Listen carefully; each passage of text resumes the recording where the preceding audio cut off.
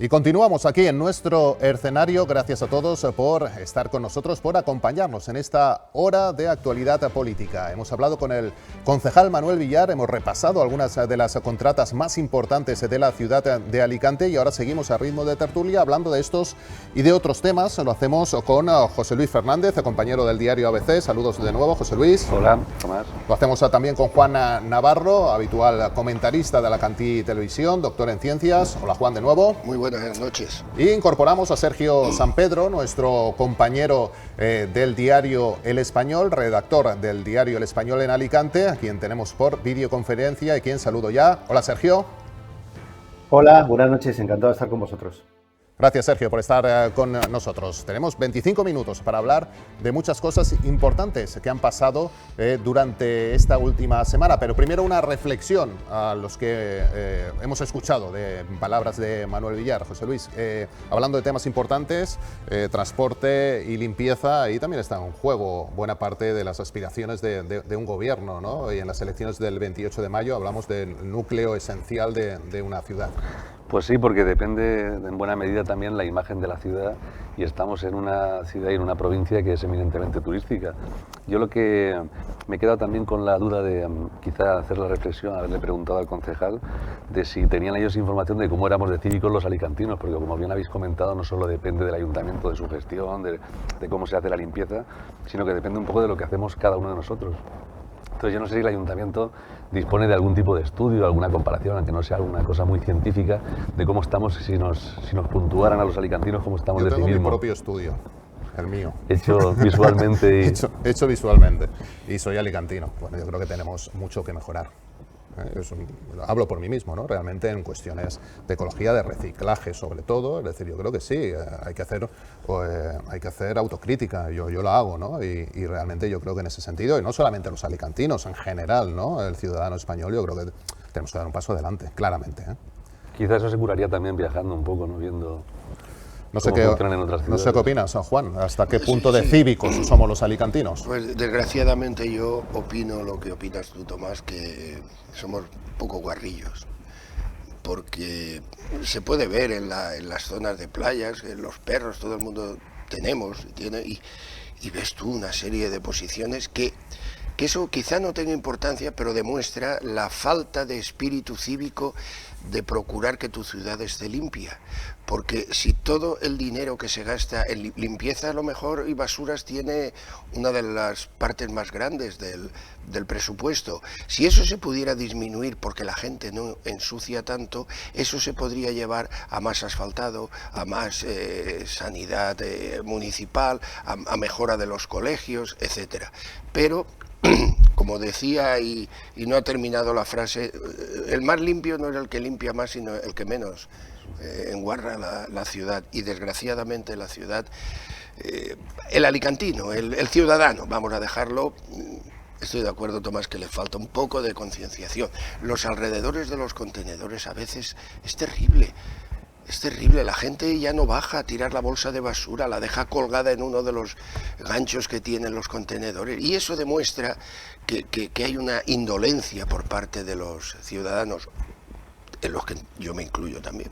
Sí, está claro que primero y ante todo es la exigencia a la administración, pero luego la exigencia también personalmente de cada uno de nosotros. Dejadme que hoy traiga a nuestra tertulia y sobre todo también a nuestro escenario uno de los aspectos que quería comentar, y no quiero que se nos quede en el tintero, es sobre el Inserso, por la importancia que tiene para nuestra ciudad, porque el Gobierno va a aprobar la nueva licitación de los viajes del Inserso. Yo aprovecho que está Sergio San Pedro con nosotros esta noche.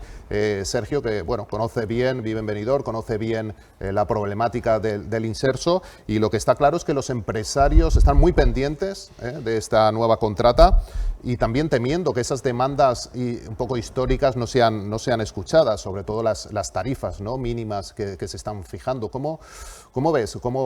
Te hemos podido leer en El Español algo sobre este hecho. ¿Cómo ves esa nueva contratación?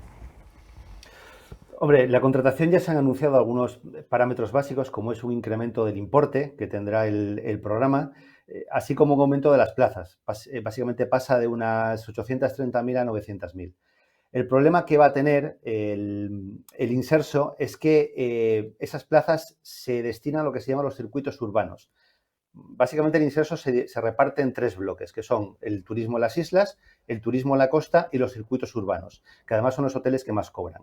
Esos circuitos urbanos se ha vendido desde el gobierno como una forma de llevar el Inserso a toda España, cuando realmente donde más demanda hay es en las islas y en la costa. Por lo tanto, los hoteles de la Comunidad Valenciana y en particular los de la Costa Blanca y más en particular los de Benidorm, que concentran el 20% de todas las plazas del Inserso, pues no se verán afectados. Hay bastante preocupación por el simple hecho de que no se han reunido con ellos. Es decir, este gobierno no se ha reunido con los hoteleros para diseñar un programa de viajes senior subvencionados a mayores, pero ni este gobierno ni ninguno de los anteriores. O sea, el Inserso siempre se ha hecho de espaldas a los empresarios, se ha hecho sin estudio de costes, se ha hecho siempre desde el Ministerio de Sanidad o ahora Derechos Sociales, pero siempre se ha ignorado la parte económica que tiene y que al fin y al cabo es lo que también le da salida. O sea, no solamente se trata de que los mayores viajen en invierno, sino de mantener un empleo en temporada baja, cuando si no los hoteles cerrarían. José Luis. Pues sí, la verdad es que es una pena lo que está comentando Sergio, porque hay un impacto económico del Inserso que va mucho más allá de los simples, de los hoteles, vamos, de los establecimientos, porque siempre está la hostelería, aunque la gente mayor en este programa pues viaja a pensión completa, pero no deja de haber siempre un consumo añadido, porque la gente no creo que se quede permanentemente en el alojamiento en el hotel, sino que pues vive un poco de conocer el destino y es también grave que precisamente que la administración no escuche a los que conocen de esto, a los profesionales que llevan años y años, décadas con un programa que es de éxito, que tiene más demanda, que cumple una función social, evidentemente, pero no tiene sentido que no tengan en cuenta criterios económicos y profesionales, que eso los puede dar el sector turístico. Yo creo que por 22 euros que iban a sacar la última, que luego tuvieron que recuperar el tema, pero por 30 euros tú no le puedes dar desayuno, comida, cena, aire acondicionado, calefacción, piscina, animación sociocultural, etcétera. Eso deberían hablar con los empresarios, y el empresario pues decir, bueno, pues los costes son estos y a partir de ahí dígame usted lo que voy a ganar, pero yo creo que con 30 euros un hotel no mantiene. Quizás a lo mejor entre cerrar el hotel y luego al abrirlo hacer un gasto excesivo, dicen, bueno, pues mira, pierdo menos. Hacen de tripas corazón, pero no es justo tampoco que se condene así a un sector. A un sector, y más un sector como es una de las primeras industrias de nuestro país, y en Benidorm concretamente la primera industria, de una ciudad que es un ejemplo medioambiental de llevar bien el desarrollo urbanístico y el desarrollo económico. Cambiamos de tercio, hablamos del 28M y hablamos de las listas del PSOE para la ciudad de Alicante. En principio, hace 15 días se impuso su criterio Ana Barceló con una lista renovada, con independientes, con 2 independientes, con 4 ediles para gobernar Alicante, y al final con el refrendo también del presidente Chimo Puig a esta lista. Pero vamos a ver hasta el 28M hasta cuánto se puede aguantar también pues esa relación con Ángel Franco. Algunos choques ya parece que empiezan a haber. Y en todo caso, un paso adelante, Sergio, que dio Ana Barceló intentando imponer algunos nombres o imponiendo algunos nombres a su lista. Sí, yo la verdad es que yo creo que todos los periodistas que hemos cubierto local o que conocemos un poco la realidad política de Alicante, cada vez que se habla de la lista del PSOE o del grupo municipal del PSOE es como el día de la marmota. Es decir, siempre son los mismos ciclos de construcción y destrucción. Siempre pasa exactamente lo mismo. La diferencia esta vez, sí que hay un elemento un poco diferenciador, que es que Ana Barceló ha pegado el primer golpe. Ha pegado el primer golpe con el aval absoluto de Chimo Puig, y lo que ha hecho Ángel Franco, evidentemente, es replegarse, ceder en esa parte, y todo irá bien, excepto si pierde. Siempre pasa lo mismo. Es decir, es una lista que si gana, pues es muy cómodo gestionar la victoria con el tema de las cuotas, pero si pierde son 4 años en la oposición con una lista que Ángel Franco no quería, y yo creo que ahí volverán a verse las costuras como se vieron con Sanguino, ¿no? Que al final aquello estalló por los aires de la peor forma posible, porque no olvidemos también que Sanguino era una apuesta personal de Chimo Puig, como todas las anteriores, era una persona ungida directamente por él, que supuestamente contaba con todo su aval, y al final pasó lo que pasó. Es verdad que Ana Barceló no es Paco Sanguino, no lo es. Tiene muchísimo más peso orgánico, ahora mismo es la portavoz en las Cortes del PSOE. Es verdad que ella parece mucho más experimentada en estas lides, pero bueno, Ángel Franco tampoco es manco y lleva 20 años controlando la agrupación local. Como digo, yo creo que la lista del PSOE está gestionada para ver si se gana. Si no se gana, y las encuestas apuntan que en la ciudad lo tiene más complicado que a nivel autonómico, veremos cómo se gestiona la derrota y si Ana Barceló va a estar 4 años en la oposición. ¿Te sorprendió la lista? En todo caso, ese paso adelante o ese adelantamiento esa maniobra que sí que hizo Ana Barceló. A mí en realidad lo que me sorprendió es que el PSOE alicantino, el PSOE local, cae otra vez en el mismo problema de la división. Y todos los analistas políticos siempre han dicho que el electorado castiga la división. Hay una cosa que la gente no soporta y es que para votar a un proyecto, si ve que está en 2 equipos, en 2 familias, no confía en eso y se va a otro sitio, se va a la abstención. Entonces volver a caer ahí, eso es lo que me sorprendió, que todavía siguiera habiendo disensiones internas dentro del partido. Eso, y como ya comentamos en el otro debate, que aunque a mí me parece que ha sido una muy buena consellera, Ana Barceló, yo nunca, ni en este partido ni en ninguno, fijaría como candidato a alguien que no es, digamos, un residente estable. No hablo de origen, eso es otra cosa, sino alguien que la gente perciba como un vecino suyo. Yo eso nunca lo haría, pero no sé, ni en este partido ni en ninguno, y creo que eso ha sido un error también. No me parece el lugar adecuado para Ana Barceló. Yo creo que la mejor noticia que le han podido dar a Luis Barcala y al PP local es que haya ocurrido lo que ha ocurrido. El PSOE no saca cabeza desde la época de Ángel Luna, cuando en el año 95 perdió las elecciones y fue Luis Díaz Alperi.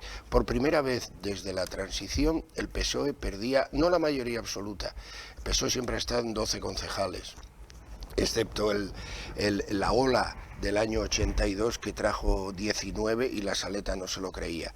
Pero bueno, había una serie de intereses en Alicante, en mi opinión, y quitaron a la Saleta porque era un tapón para el desarrollo urbanístico que había entonces previsto, como era el PAU 4, y entonces pusieron a Ángel Luna, que era, digamos que un poco más bizcochable. Pues bien, desde Ángel Luna, que se marchó en el 96, contando el tiempo que necesitaba para no tener problemas de incompatibilidades exteriores, no olvidemos que Ángel Luna se marchó a trabajar en el gabinete urbanístico de Pérez Segura, donde él había, en fin, como alcalde tratado, no digo con excesivo cariño, pero él esperó eso. Pero José Antonio Pina le pasó lo mismo, no terminó la legislatura, se quedó allí pero lo quitaron de portavoz. Blas Bernal le pasó lo mismo y fue director general del Hércules. Pero es que el Telvin Andreu tampoco, es que Elena Martín tampoco, es que Gabriel Echavarri lo tiraron por la ventana por trocear eso. Y luego el caso de Sanguino ya, aquello fue, vamos, poner a un intelectual, pseudo-intelectual digo yo, al frente de un ayuntamiento que tienes que fajarte en la lucha municipal, que es la más cercana y llamémosla la más cainita, pues es otro error. Y el poner a Ana Barceló, estoy de acuerdo que Ana es una mujer que no sirve para todo. Y no estoy de acuerdo en que hubiera hecho una buena gestión de la pandemia. Y lo que comentabas de que ninguno ha terminado en la oposición, no ha terminado la legislatura, eso ya tengo dudas, pero eso también cala en la gente. Sí. Es un poco como rendirse, claro, como abandonar. Sí, sí. Es decir, yo solo me presento si voy a gobernar. Si es para estar en la oposición. Al único que le quitaron la portavocía, que fue a José Antonio Pina, él dijo: yo tengo un compromiso con los electores y me quedo hasta el final. Los demás, ninguno. Lo que ha sido imposible, Sergio, ha sido una lista común más a la izquierda, entre Podem, Compromís y Esquerra Unida. En algún momento analizábamos aquí en este escenario si era posible esa confluencia. Bueno, ha sido imposible, ¿no? Podem la dio descartada la posibilidad de ese acuerdo de confluencia. Compromís se inclina por armar un programa progresista postelectoral. Lo que está claro que por conveniencia política pues no convenía, ¿no?, en general a ninguna de las partes, y eso se ha abortado antes de nacer. Sí, yo creo que al final, como comentaban mis compañeros, yo creo que todos son buenas noticias para Barcala, ¿no?, en este aspecto.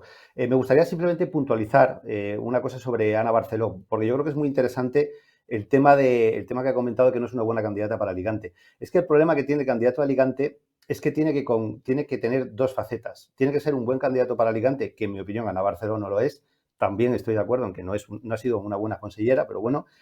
Pero es que además tiene que equilibrar la parte de Ángel Franco. Es que ese papel también lo tiene que desarrollar. Es decir, no vale cualquiera. Sanguino no valía para hacer de contrapeso a Ángel Franco. Es probable que Ana Barceló haga mejor ese papel, aunque sea una mala candidata. ¿Por qué? Porque tiene mucho más peso orgánico dentro del partido. Entonces es más difícil que Ángel Franco se atreva a tanto con ella como hizo por ejemplo, con Sanguino. Respecto a las confluencias de izquierdas, bueno, tampoco es una novedad, ¿no? Que en Alicante siempre, excepto Guañar, que sí que es verdad que agrupó cierta sensibilidad a la izquierda del PSOE, bueno, hasta el punto que estuvo por muy poco de hacerle sorpaso, existen diferentes sensibilidades que no acaban de cuajar, ¿no? La izquierda está dividida en Alicante, muy pendiente siempre de los resultados que saque el Partido Socialista, que al final es quien tiene que tirar el carro, y desde luego yo creo que les pinta un escenario bastante complicado, ¿no? Por todas las encuestas que está viendo y por la tendencia que están teniendo a la baja estos partidos a la izquierda del Partido Socialista. Con respecto a Ángel Franco, Franco es una persona que de política sabe lo que no está en los escritos, y el hombre, yo el otro día estuve hablando con él y le decía, Ángel, ¿qué ha pasado? Dice, no ha pasado nada, sencillamente había un problema. Si él forzaba algo, ciudades de más de 50.000 habitantes, las listas se aprueban luego en otro sitio. Y si iba una lista que él forzaba, ganaba aquí, pero luego lo iban a tirar, se iba a quedar peor. Pero el día siguiente o la noche electoral, como no se gane, y yo creo que no van a ganar, ni van a tener posibilidad de gobernar, ahí van a salir lo que un compañero nuestro periodista decía, las navajas cabriteras. Y hay 4 años para dinamitar el grupo municipal, que no es de Ángel Franco, y Ángel Franco controla la agrupación local. Yo creo que ahora, porque a Chimo Puig, el Ayuntamiento de Alicante sabe que está perdido, le importa un pito y dice, bueno, pues que sea lo que Dios quiera, como a Sánchez le importa un pito la Comunidad Valenciana y dice, oye, el trasvase, no hay trasvase, ala, hacer puñetas. ¿Qué cuesta? Pues que cueste. Chimo Puig se enfrentó a Pedro Sánchez yéndose con Susana Díaz. Pero yo digo que ahora mismo, después del día 28, es cuando en la agrupación local debería haber un gran debate y empezar a pensar en qué candidato vamos a poner dentro de 4 años. Y empezar a cuidarlo, a trabajarse las calles, a trabajarse los barrios. Y ese es el único camino. El único, no hay otro. Todo lo que venga direccionado, o bien desde el Comité Federal, o bien desde el Comité Nacional, aquí va a traer la división. Y no olvidemos que llevamos desde el año 95 con la agrupación local a la que yo pertenecía en su día, desde aquel desastre de junio del 95, con la agrupación local dividida. Pero es que ha habido el tema que cuando decía Asunción Llorens de Mucha Miel y Municio de Aguas de Busot, oye, que nosotros vamos de diputados. Y ahí se hubo una revuelta que se fueron diputados y se fueron del partido. Luego el partido lo recuperó. A Ángel Franco lo tiraron también el Comité Federal del partido. Él luego se volvió. Es decir, que ha sido todo un despropósito absoluto y siguen retroalimentándose del mismo modo. Y con respecto a la izquierda del PSOE, eso es una ensaladilla, es decir, ahí hay variantes, hay atún, hay huevo, hay mayonesa, hay patata y nunca se pondrán de acuerdo. Nunca. Y cuando han gobernado, como en el caso de Miguel Ángel Pavón, lo único que han traído ha sido una parálisis del ayuntamiento. Acordaos, cuando Miguel Ángel Pavón decía que no daba una licencia, y no la dio. Y estuvieron casi 2 años, que los constructores, los promotores y la actividad económica, no había licencias. Veíamos en nuestras imágenes también al presidente Chimo Puig, hablamos también de la carrera hacia la Generalitat, hacia les Corts Valencianes, y bueno, muy disputada, lo hablábamos antes también con Manuel Villar, prácticamente encuestas que hablan de 1 o 2 diputados de diferencia. Bueno, ya se sabe también que la alcaldesa de Almoradí, María Gómez, será la número 2 de Carlos Mazón en las listas para las Cortes de Alicante. También sabemos y conocemos ya la lista de Chimo Puig a las autonómicas. Y bueno, esa carrera, Sergio, realmente igualada como se preveía y como ya podemos ver prácticamente a un poco más, 2 meses y medio de las elecciones del 28M. Sí, yo creo que hay un dato bastante relevante y bastante sintomático un poco de cómo está el tema de igualado, que es que Chimo Puig se presenta por Valencia. En lugar de hacerlo por Castellón, ha optado por liderar la lista de Valencia para darle un empuje, un mayor empaque, y yo creo que dice mucho de cómo están los ánimos y cómo están las encuestas, ¿no? Porque si Ximo Puig tiene que liderar Valencia porque no lo ve claro, cuando Valencia es un territorio, podemos decir que menos hostil que Alicante, yo creo que quiere decir que hay partido, ¿no? Vamos a ver cómo se juega el resto de la campaña, que yo creo que va a ser bastante ardua y bastante dura. Pero de momento las cartas están sobre la mesa. Ahora falta que se configure completamente la lista del Partido Popular, aunque ya se están empezando a vislumbrar algunas cosas. Y veremos. De momento, ya digo, es que las encuestas no permiten vaticinar ningún resultado. José Luis.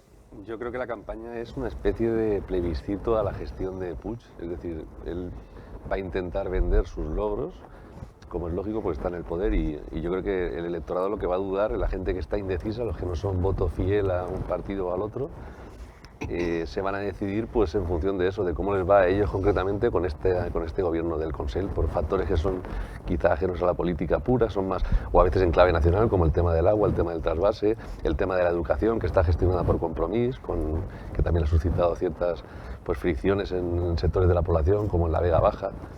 Entonces yo creo que ahí va a estar la clave de todo.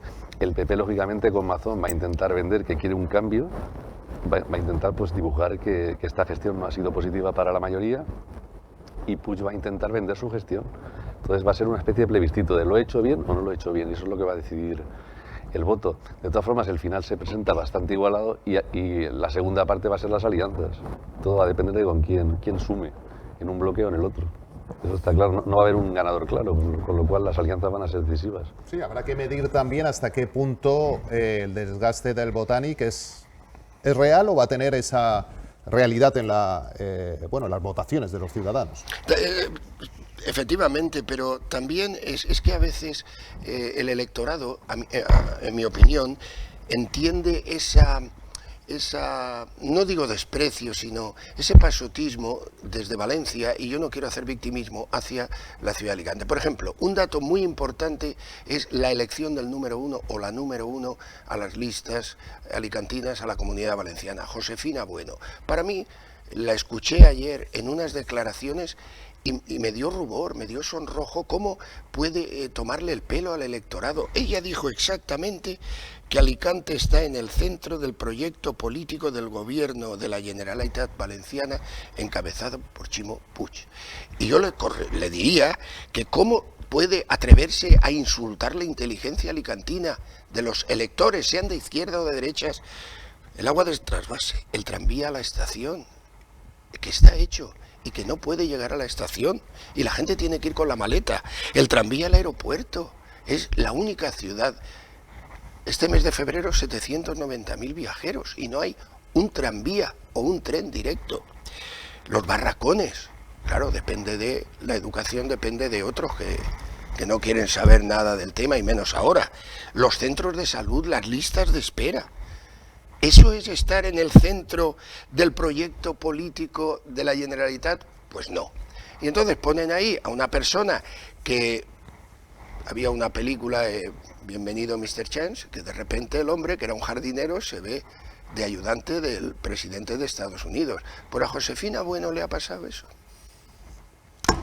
Tenemos que finalizar. Desgraciadamente, el tiempo del escenario, y tengo que agradecer. Queda todavía hablar del comité de apoyo a Ximo Puig, que encabeza el empalmador de Telefónica llamado Gerardo Muñoz Lorente, y que me da la impresión que se está desinflando. Hablamos el próximo martes. El próximo martes. Juan, gracias. Gracias y buenas noches. Muchísimas gracias también a Sergio San Pedro, compañero del diario El Español. Sergio, gracias por acompañarnos. Buenas noches. Muchas gracias. Buenas noches a vosotros. Muy amable, muchas gracias. Y también a José Luis Fernández, gracias por acompañarnos, compañero del diario ABC. Te leemos en el diario. José Luis, gracias. Muy bien, gracias, un placer. Pero sobre todo gracias a ustedes por acompañarnos en esta hora de información política. Hemos podido repasar algunas de las contratas importantes de la ciudad de Alicante. Lo hemos hecho con su concejal responsable, y después hemos tenido el tiempo de tertulia. Como siempre, yo les emplazo hasta dentro de 7 días para a las 10 de la noche del martes abrir de nuevo este escenario y repasar toda la actualidad política y económica de su ciudad. Gracias, descansen, buenas noches.